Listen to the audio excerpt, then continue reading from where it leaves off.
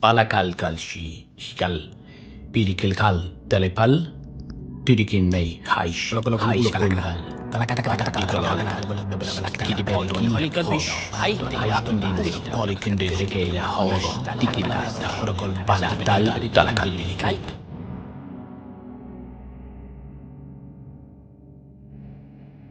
Alguns cristãos sinceros acreditam no chamado dom de línguas como um sinal do batismo do Espírito Santo.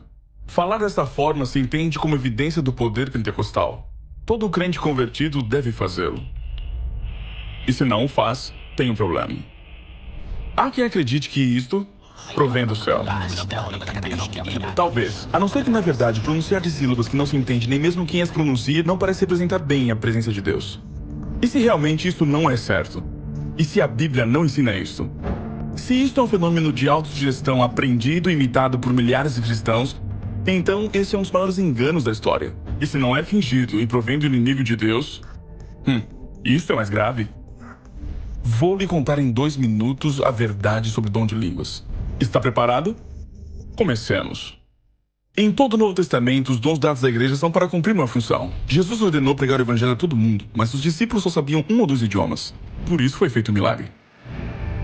Em Atos 2, o verdadeiro dom não foi glossolalia, e sim xenolosia, que quer dizer Speak a real language that didn't know before.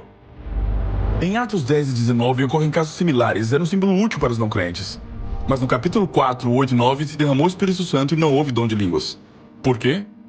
Porque não haviam estrangeiros, então não havia necessidade. Curioso, não é?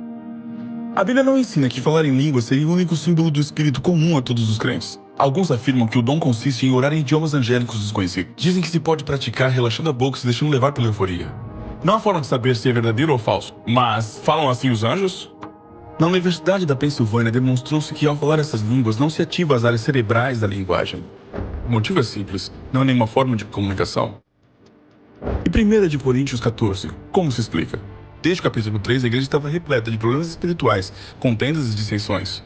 Em Corinto havia tradição de rituais onde se falava a língua dos deuses. Ao mesclar seu dom real com crenças pagãs, ele tentava definir e pôr ordem na igreja mesmo à distância. Como julgar se alguém diz orar a Deus em idioma desconhecido? Paulo sabiamente assume a crença dos coríntios, debatendo com lógicas do seu ponto de vista. Mas ele encerra o caso no versículo 28. Se não interpreta, cale-se. E é uma jogada de mestre, porque se é um idioma real, poderá ser interpretado sempre. Paulo reduz esse mito em particular a uma experiência subjetiva e inverificável para proteger a igreja. E disse no versículo 13, se alguém fala em língua, peça para interpretar. Se isso não ocorre, não está orando com sua mente. E isso não serve para nada. Todos que balbuciam essas supostas línguas na igreja sem que a traduzam, estão violando um importante mandado bíblico. Porque um dom verdadeiro sempre edifica a igreja, e se não faz, é falso. Por certo, Cristo nunca falou em línguas.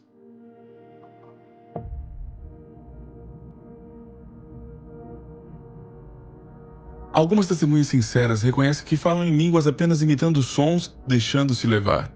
É bonito sentir-se especial, ungido, mas esse dom, como temos descrito, não provém de Deus, e se percebe sobretudo por seus frutos.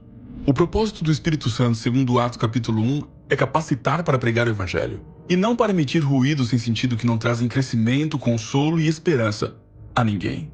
Não se deixe enganar. E como sempre, lembre-se, a maioria pode estar equivocada.